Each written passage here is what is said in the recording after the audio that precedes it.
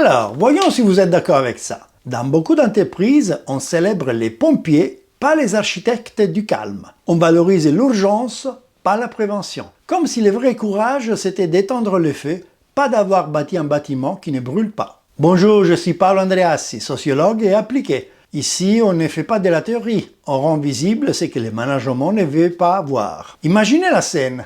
Un accident éclate sur un site industriel.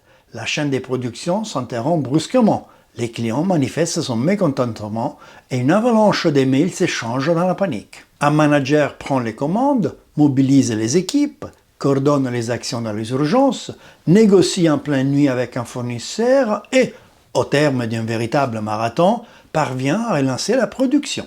Le lendemain, tout le monde applaudit. C'est l'héros du jour. Mais à une cinquantaine de mètres de là, la responsable maintenance, celle qui avait prévu 3 pannes le mois précédent et pris les mesures pour les éviter, reste totalement ignorée. Elle a évité les drames, donc elle a disparu du récit. Dans l'entreprise, les projecteurs ne s'allument que lorsqu'un incendie éclate, projetant leurs faisceaux sur les héros du moment. Tandis que ceux qui œuvrent à maintenir la stabilité restent dans l'ombre, invisibles mais essentiels. Nous avons tous une idée commune. On pense souvent, à tort, que ce déséquilibre résulte simplement d'un manque de communication ou d'une reconnaissance mal exprimée. Qu'il suffirait de mieux valoriser la prévention, en pensant qu'une campagne interne, quelques discours ou un tableau d'honneur suffirait à rééquilibrer la perception du mérite. Mais ce n'est pas un problème d'affichage, c'est une logique politique. Dans une organisation, la valeur du rôle dépend du degré d'incertitude qu'elle contrôle. En d'autres termes, plus un poste permet de gérer ou de réduire l'imprévu, plus il est perçu comme stratégique et influent dans la hiérarchie. Celui qui agit dans les flous devient central, parce qu'il détient la clé de l'imprévu. Celui qui rend les systèmes prévisibles efface sa propre zone d'influence. Autrement dit, plus une personne parvient à rendre son environnement stable et sans surprise, moins ce rôle paraît essentiel aux yeux des autres, car son efficacité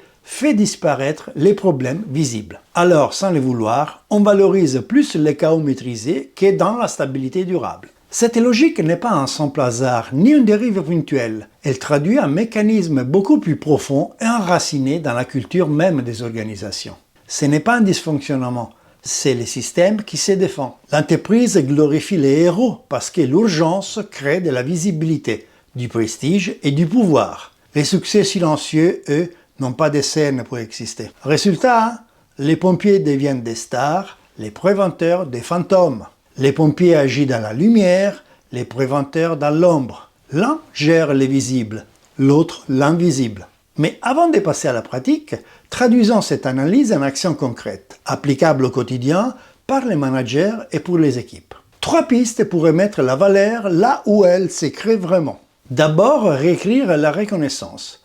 Intégrer dans les bilans des indicateurs simples de prévention, type accident évité, stabilité des process, marge de manœuvre préservée, réduction du nombre d'interventions d'urgence, amélioration de la fiabilité des équipements et fluidité accrue des opérations. Ensuite, ritualiser la visibilité. Dans chaque comité, un créneau pour les réussites silencieuses, incluant les initiatives préventives, les optimisations invisibles et les améliorations continues réalisées en amont des crises. Pas d'autocélébration, juste des faits concrets. Enfin, aligner les incitations.